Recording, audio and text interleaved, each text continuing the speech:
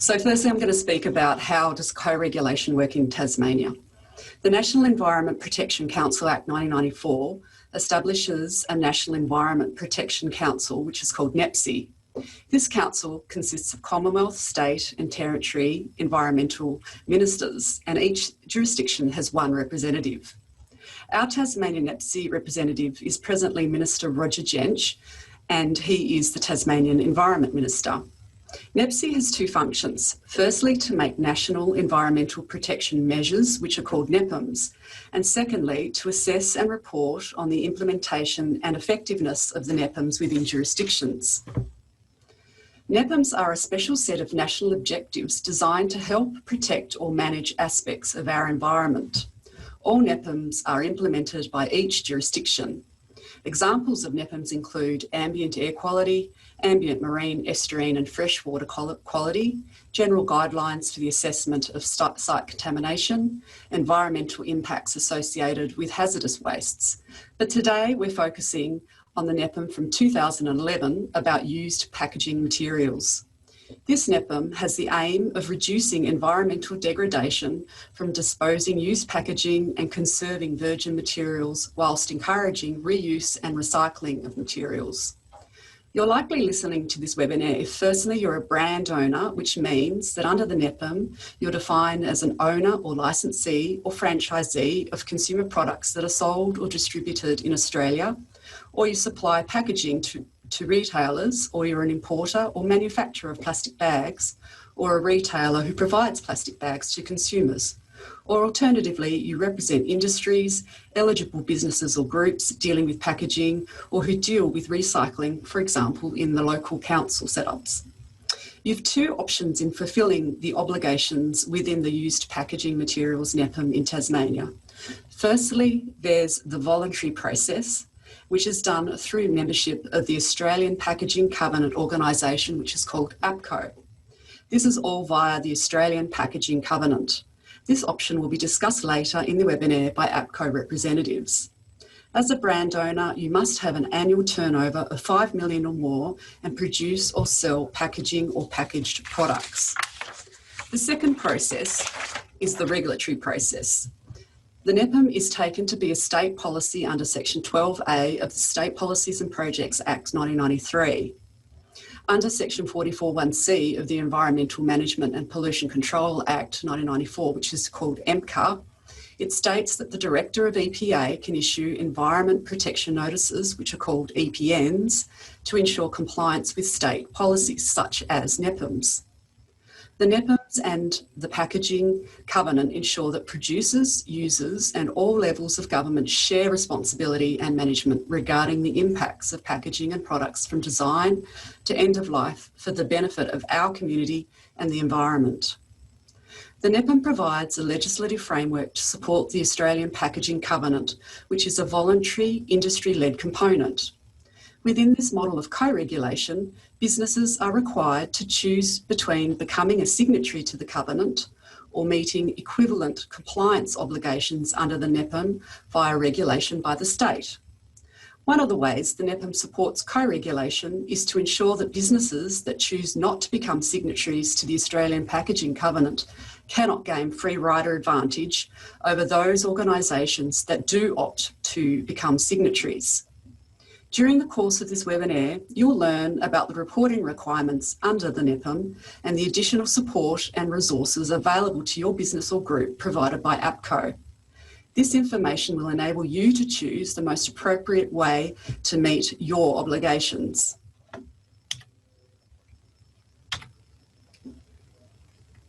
What is the Tasmanian regulation and who is it relevant to?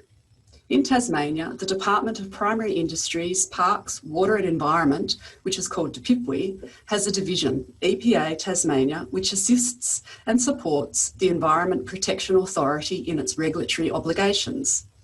The two relevant pieces of legislation in Tasmania for the NEPM are firstly, the State Policies and Project Act 1993 ensures that the NEPM has legal effect as a state policy pursuant to Section 12A. Secondly, EMCA is used to impose requirements to give effect to a state policy. Under section 44(1)(c), an Environment Protection Notice, which is called an EPN, can be issued by the Director of EPA. You are captured under this legislation if you are firstly a brand owner of consumer products or a retailer who provides plastic bags to consumers.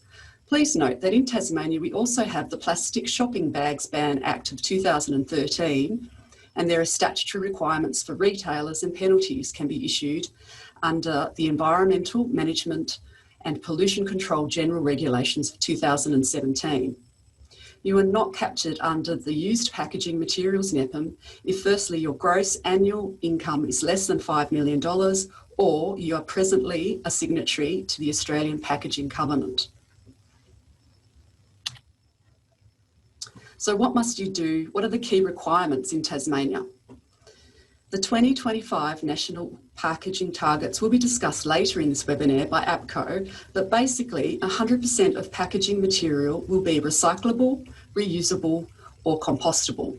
By way of summary, in Tasmania, you should become familiar with the Sustainable Packaging Guidelines, which are called SPGs, which are on the APCO website and are freely available. These guidelines, according to the NEPM, assist the design, manufacture and end-of-life management of packaging, tackling the sometimes conflicting demands of market performance and cost, consumer protection and the environmental health while meeting the needs of a sustainable society. A waste action plan should be drafted by your business and state the baseline of use, recovery, reuse, recycling and the materials used and recovered. It will outline how your business will meet the targets for packaging.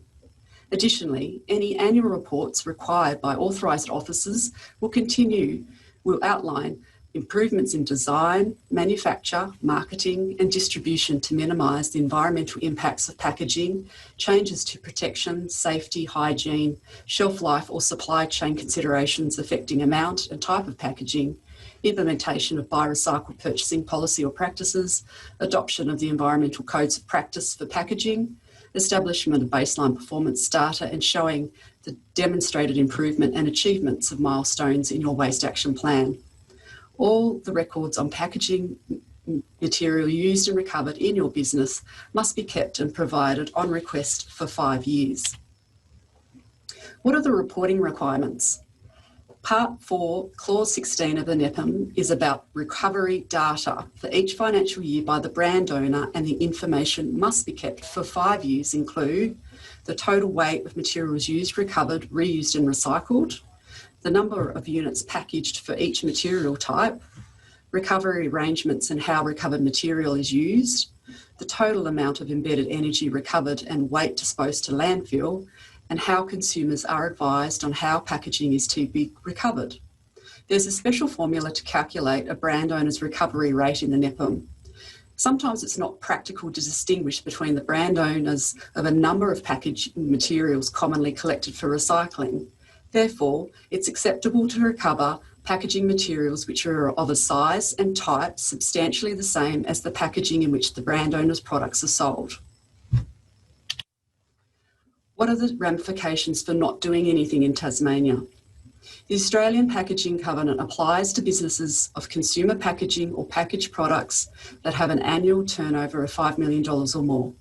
These businesses must choose to either become a signatory of the Covenant and contributing to the natural efforts in managing packaging waste, or meet compliance obligations under the NEPM, which is implemented via legislation in Tasmania through EPNs when a business sells or distributes products.